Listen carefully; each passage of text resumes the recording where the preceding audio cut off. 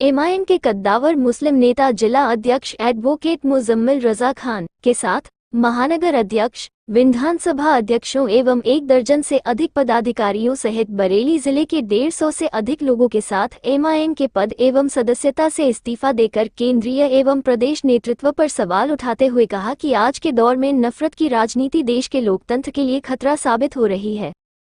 कद्दावर मुस्लिम नेता एडवोकेट मुजम्मिल रजा खान ने कहा कि देश के आपसी सौहार्द और भाईचारे को कायम रखने के लिए मोहब्बत की राजनीति की जरूरत है।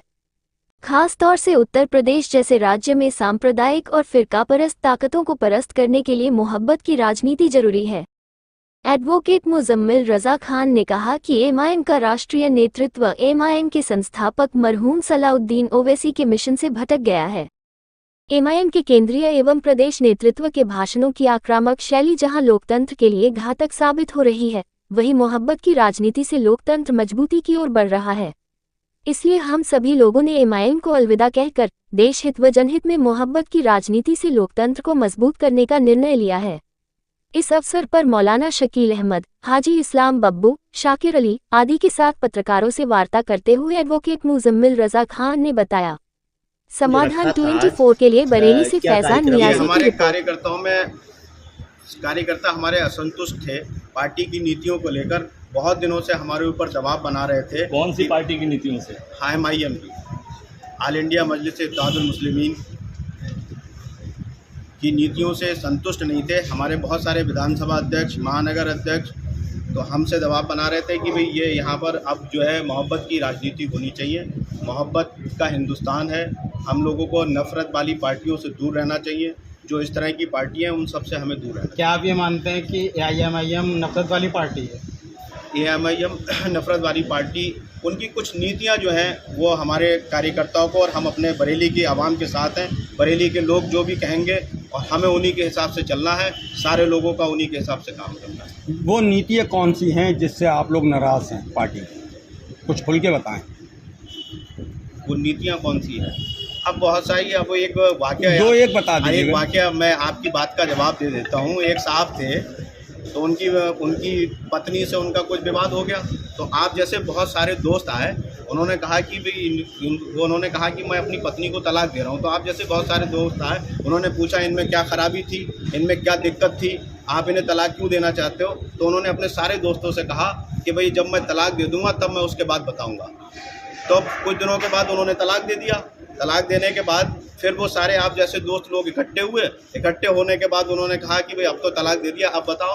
तो अब उन्होंने कहा कि अब वो हमारे लिए जो है वो गैर महरम हो गई है, अब हम उनके बारे में कुछ नहीं कह सकते। तो इसलिए अब एमआईएम जो है वो हमारे लिए गैर महरम हो गई है, हमें उनके बारे में अब कुछ नहीं कहना है। आगे की अपने लोगों के साथ नई रणनीति तैयार करनी है, नया संघर्ष करना है। हम बरेली के मुसलमान, दलित, गरीब, मुसलमान सभी लोगों को साथ में लेके चलना है, उनकी आवाज़ बनाना है, और आने वाले समय में हमें फैसला करेंगे हमें क्या करना है। अब कौन सी पार्टी में जाएंगे आप? अभी कुछ नहीं, अभी घर पर बैठेंगे और उसके बाद कुछ दिनों के बाद हम फैसला करेंगे कि क्या करना है। किस विचारधारा को आप पसंद विचारधारा? हिंदुस्तान में आजकल जो है लोग मोहब्बत की बात करते हैं, नफरत करने वालों से या नफरत की बात करने वालों से लोग दूर हो रहे हैं। भारतीय जनता पार्टी का आप लोगों ने हाल देख ही लिया है। जो लोग नफरत की बात करते हैं उन्हें हिंदुस्तान का कोई भी इंसान पसंद नहीं करता है। इसका मतलब आप कांग्रेस में जाने की तैयारी कर रहे हैं? अब ये तो बात की बात है, हम किस में जाएंगे, क्या होगा। तो राहुल गांधी नहीं, मोहब्बत की दुकान उनका कोई परमानेंट वो नहीं है, लेकिन यह है कि हम सिर्फ मोहब्बत करने वालों के साथ जाना। देखा ये भी जाता है कि आपने जो आपका संगठन है बरेली का, जिले का,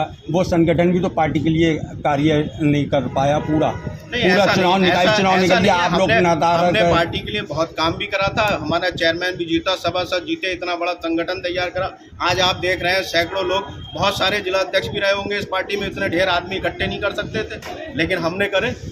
क्या एमआईएम के चेयरमैन इमरान खान फिरिया निजावत खान से जुड़ने गए, क्या वो भी इस्तीफा दे रहे हैं? अब वो तो फिलहाल नहीं है हमारे साथ में, लेकिन ये कि पार्टी के महानगर अध्यक्ष, पार्टी का जिला अध्यक्ष, पार्टी के कुछ विधानसभा अध्यक्ष, इन सब लोगों ने, और जो हमारी कमेटी के लोग थे वो सारे लोग आप देख ही रहे हैं यहाँ पर, सारे लोगों ने जो है पूरा का पूरा प्राथमिक सदस्यता से वो पदों से इस्तीफा दे दिया। अच्छा, आपके राष्ट्रीय अध्यक्ष किस तरह की मतलब नफरत की भावना है उनकी? अब मैंने आपसे पहले ही कह दिया कि मैं अब उस पार्टी में नहीं रहा आज से, तो अब मैं उनके बारे में कुछ। तो आपकी तलाक हो चुकी है तो बताने में क्या एतराज? नहीं, तो तलाक हो गया तो इसका मतलब वो हमारे लिए गैर महरम हो गए, हम उनके बारे में क्या कहें, हमें उनके बारे में कुछ कुछ कहनी नहीं अब। MIM ज्वाइन क्यों की थी आपने?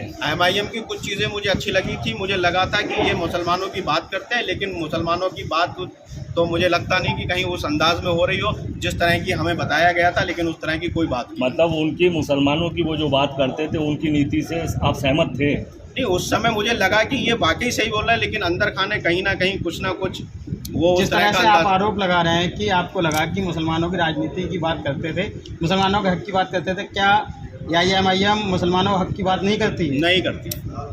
क्या जिस तरह से अखिलेश यादव भी मुसलमानों की हामी भरते हैं, क्या उधर से घर वापसी है? सारे सवाल वापसी के आगे आपकी? पूछ लेंगे, अभी और भी वक्त आएगा, बहुत सारी चीज़ें होंगी, सब चीज़ें बात कर लेंगे। आपने बहुत बड़ा डिसीजन ले रहे हैं। जी, कितने लोग हैं जो आपके साथ छोड़ रहे हैं पार्टी को? सैकड़ों लोग हैं, यानी मेन पार्टी का जिला अध्यक्ष होता है, महानगर अध्यक्छ होता है, विधानसभा अध्यक्ष, बेतरी विधानसभा अध्यक्ष है, नवाबगंज विधानसभा अध्यक्ष है, कैंट विधानसभा अध्यक्ष है, और सैकड़ों कार्यकर्ता है, हमारे महासचिव बैठे हुए हैं, तो सारे लोग हैं।